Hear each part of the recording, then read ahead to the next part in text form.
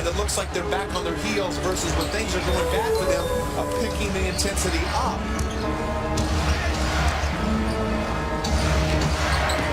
Evan George locates the double team to O'Neal. Horn, Fisher, nice rotation of Bryant. Buckle up for Kobe Bryant!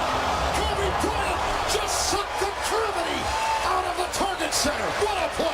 He might have just injured that fourth personal foul. Well, Kobe's been quiet here. He does a great job going in over the 2 7-footers. Oh my goodness.